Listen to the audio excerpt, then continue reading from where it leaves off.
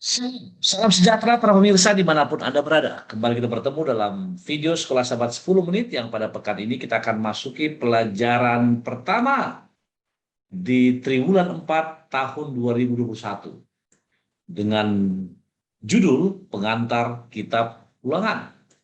Dan ayat hafalannya saya ambil dari 1 Yohanes pasal 4 ayat ke-8 dikatakan demikian. Barang siapa tidak mengasihi, ia tidak mengenal Allah, sebab Allah adalah kasih. Pertanyaan yang muncul dalam benak kita, kenapa sampai perjalanan sekolah sahabat pekan ini mengambil ayat ini sebagai ayat hafalannya? Kitab Ulangan berisi amanat perpisahan Musa kepada bangsa Israel sebelum kematiannya. Bahkan dikatakan, untuk memahaminya dengan benar, kita harus meninjau konteks yang lebih luas dari pemberontakan Lucifer hingga 40 tahun bangsa Israel di padang gurun.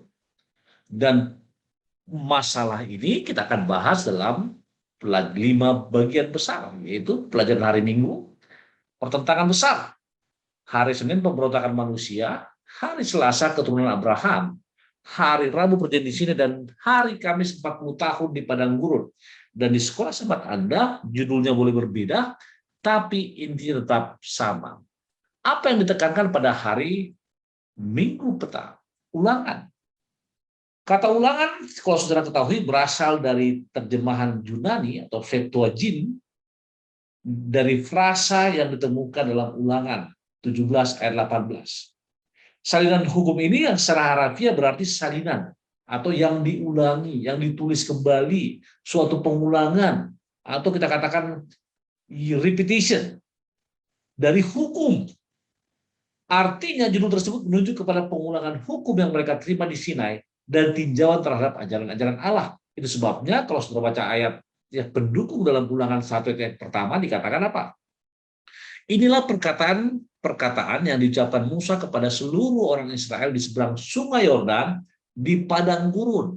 Artinya judul Ibrani dari buku itu adalah Debarim atau perkataan yang mengacu pada kata-kata nubuatan Musa dalam ayat 3. Ini menggemakan kata-kata terakhir dari kitab bilangan yang berbunyi, itulah perintah dan peraturan dalam bilangan 13. Perkataan inilah perintah Allah. Artinya ulanglah perintah Allah yang diulangi agar kita boleh mengerti pada saat sekarang ini. Lalu buku Ulangan juga berisi 4 pidato. Yang pertama, pendahuluan sejarah. Kedua, suatu tinjauan hukum. Yang ketiga, suatu seruan untuk memegang perjanjian. Dan yang keempat, suatu panggilan terakhir untuk membaca dan mengingat hukum. Dan yang Musa mengingat dengan berkatnya dan perpisahan sebelum dia meninggal. Kalau saudara baca lebih jauh, maka dikatakan struktur keseluruhan buku ini ditemukan dalam 3 pidato pertama, yaitu mengikuti struktur perjanjian lama antara budak dan tuan mereka atau Mesir dan Mesir. Itu sebabnya kalau saudara lihat atau saudara simpulkan, maka Ulangan berisi mengenai pembukaan Ulangan 1 ayat 1-5, lalu pendahuluan sejarah Ulangan 1 ayat 6 sampai 4 sampai 9, lalu ketentuan umum itu bisa kita lihat di Ulangan pasal 5 ayat yang ke-11. Kemudian ketentuan khusus Ulangan 12 sampai 26, berkat dan kutuk keluar Ulangan 27 sampai 28, dan yang terakhir adalah kesetiaan perjanjian dan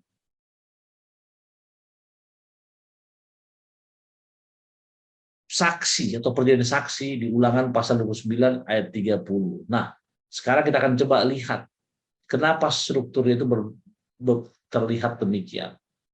Kita masuk ke pelajaran hari Senin, pertentangan besar. Saudara-saudara, ketika saudara melihat ini, maka muncul dalam benak pikiran saudara, kenapa sampai penulis pelajaran mengatakan pertentangan besar. Coba kita lihat ayat yang tertulis dalam Yehezkiel 28 ayat 15, maka dikatakan, engkau tak bercelah dalam tingkah lakumu sejak hari penciptaanmu, sampai terdapat kecurangan padamu. Ini merefer kepada Lucifer, atau bintang timur, atau malaikat yang memberontak. Tapi ingat, Allah adalah kasih, segala sesuatu yang datang daripadanya adalah kasih. Dia ingin ciptaannya mengasihi dia dengan sepenuh hati. Namun hanya dengan kasih yang sukarela adalah kasih yang sesungguhnya. Oleh karena itu, Allah menciptakan makhluk yang merdeka dan berakal yang dapat memahami dan memilih kemerdekaan datang dengan risiko. Makhluk sempurna yang mereka dapat memutuskan untuk berhenti mengasihi Allah, lalu mempertanyakan kebenaran Allah dan memberontak melawan penciptanya. Begitulah pemberontakan Lucifer dimulai. Ingat, dia adalah malaikat yang sempurna dan cantik dalam kedudukan yang tinggi, tapi dia menginginkan kedudukan lebih tinggi lagi, bahkan menyamai Allah yang Maha Kuasa. Hati-hati, kadang-kadang kita mau bersikap bertingkah laku seperti Lucifer. Namun puji Tuhan, sekolah sahabat ini mengarahkan kepada kita agar kita menjauhkan hal seperti itu daripada diri kita. Kita lihat perjalanan berikutnya, pemberontakan manusia. Allah menilik bumi itu dan sungguhlah rusak benar, sebab semua manusia menjalankan hidup yang rusak di bumi. Ingat, sepertiga malaikat atau pendukung pemberontakan Lucifer jatuh ke bumi atau mengikut dia. Sayangnya, Adam dan Hawa juga memutuskan untuk mempercayainya daripada mempercayai Tuhan. Pada saat itu bumi sangat terlibat dalam pertentangan besar. Bahkan dikatakan bumi dengan cepat dipenuhi dengan kebencian. Wow. Hampir semua manusia berhenti mengasihi dan menghormati Tuhan. Dan semakin menyimpang, kemudian Allah memutuskan untuk menghancurkan para pemberontak dengan air bah yang sangat fenomenal. Kenapa saya katakan fenomenal? Karena ini merupakan salah satu peristiwa yang tidak pernah terulang kembali di bumi ini. Namun mereka mulai menyembah berhala dan mereka merasa bangga dengan karya mereka sendiri. Segera setelah air bah, Allah harus campur tangan lagi. Dia menghancurkan Menara Babel, mempersulit komunikasi mereka melalui bahasa yang berbeda dan mereka diserahkan. Intinya saudara-saudaraku, Tuhan yang punya kuasa. Ketika manusia memberontak, maka Tuhan akan bertindak. Namun kita pula juga pelajaran ini membahas juga mengenai keturunan Abraham. Ketika saudara baca Kejadian 12 ayat 3 dikatakan, dan olehmu semua kaum di muka bumi akan mendapat berkat. Setelah penyebaran di Babel, Tuhan memanggil seorang pria, yaitu Abraham, agar dia dan keturunannya akan memelihara pengetahuan tentang Allah dan membagikan rencana keselamatan kepada semua orang. Keluarga Abraham bukanlah keluarga yang sempurna, dan mereka diperbudak di Mesir, namun Allah masih memegang kendali. Bahkan dikatakan, keturunan Abraham atau bangsa Israel hidup jauh dari kebenaran di tengah ketidaktahuan dan kesalahan. Namun Allah membebaskan mereka dari Mesir dengan tangannya yang kuat melalui hambanya Musa. Misi mereka apa, saudara? Adalah untuk mewarisi tanah perjanjian dan menjadi terang yang akan memberkati semua bangsa. Sama seperti kita. Misi kita adalah menjadi terang dan kita akan menjadi saluran berkat bagi banyak orang. Itu sebabnya ketika bangsa Israel keluar dari Mesir, maka ada satu perjanjian di Sinai yang dibuat oleh Tuhan dan manusia. Dan kalimat Tuhan dalam Keluaran 19 ayat 5 atau satu ayat sebelum Keluaran 20 dikatakan, jadi sekarang jika kamu sungguh-sungguh mendengarkan firman-Ku dan berpegang pada perjanjian-Ku, maka kamu akan menjadi harta kesayangan-Ku sendiri dari antara segala bangsa, sebab akulah yang mempunyai seluruh bumi. Saudara-saudaraku, ingat, pembebasan dari Mesir benar-benar luar biasa. Darah anak domba dia pintu menandai awal dari kebebasan mereka.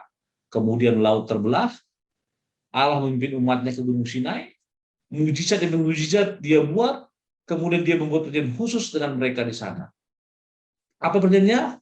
Ingat, 2 loh batu atau 10 hukum. Perjanjian itu menetapkan komitmen untuk mematuhi 10 perintah Tuhan dan hukum lainnya. Tapi itu adalah perjanjian kasih karunia. Umat Israel istimewa karena Allah telah memilih mereka, bukan karena mereka memiliki kualitas yang khusus atau yang dapat memberikan sesuatu yang istimewa. Tapi mereka adalah pribadi yang dipilih, bangsa yang dipilih. Bahkan dikatakan orang-orang Israel dengan sungguh-sungguh berkomitmen untuk memelihara perjanjian itu. Bahkan Tuhan menggunakan darah lagi untuk mengesahkan perjanjian itu lagi dengan menyiramkan mereka dengan darah itu. Saudara-saudaraku, saudara ingat peristiwa di Mesir, darah agar anak sulung tidak mati, kemudian korban juga darah, kemudian juga di Sinai juga ada darah, kemudian setelah sampai nanti mereka perjanjian baru ada juga darah, hingga nantinya siapa? Yesus mati di kayu salib, maka darah itu apa? Sudah tergantikan. Namun dalam perjalanan kerohanian mereka dan kehidupan mereka ada 40 tahun yang mereka gunakan di padang gurun. Kenapa? Kita baca hafalannya, sebab Tuhan Allahmu memberkati engkau dalam segala pekerjaan tanganmu. Ia memperhatikan perjalananmu melalui padang gurun yang besar ini. Ke-40 tahun ini Tuhan Allahmu menyertai engkau dan engkau tidak kekurangan apapun. Saudara-saudaraku, meskipun orang memiliki niat baik, mereka tidak dapat menepati perjanjian. Pertama kali Musa pergi, mereka membangun sebuah hal dan menyembahnya. Ketika mereka hendak masuk Kanaan, mereka kehilangan iman. Terlepas dari semua hal yang dilakukan yang telah mereka lihat, mereka menolak menaati Allah. Hati-hati, agar kita pun tidak demikian. Allah menahan mereka di padang gurun selama 40 tahun sebagai hukuman sampai generasi baru siap untuk mewarisi tanah perjanjian. Bahkan Musa bertugas mendorong generasi baru dan memperbarui perjanjian dengan mereka. Ini yang dimaksud dengan ulangan. Dan sebagai kesimpulan, saudaraku, satu kutipan dari pena inspirasi Ellen G. White menulis demikian. Prinsip-prinsip yang dibentangkan dalam buku Ulangan sebagai petunjuk kepada orang Israel harus diikuti oleh umat Allah sampai masa kesudahan. Kemakmuran sejati bergantung atas hubungan perjanjian kita dengan Allah selama-lamanya. Kita tidak akan dapat mengadakan pemaduan prinsip dengan jalan mengandalkan persekutuan dengan orang-orang yang tidak takut kepadanya. Intinya, gadis love, Allah lah kasih. Ketika pada masa yang lalu Allah telah menunjukkan kasih-Nya. Ketika pada masa yang lalu Allah memimpin bangsa Israel. Di tengah banyak tantangan, rintangan, halangan yang kita hadapi, maka pada masa ini saudara dan saya juga akan boleh melewati itu. Asalkan mari kita bersandar penuh kepadanya, berpegang teguh kepadanya, dan yang paling luar biasa kita harus menyerahkan hati, diri, dan pribadi kita hanya untuk Tuhan. Demikianlah pelajaran suara sahabat kita pada pekan ini, dan saya masih menganjurkan agar saudara boleh mempelajari di rumah hari demi hari. Untuk menutupnya, kita sama-sama tunduk kepala dan berdoa.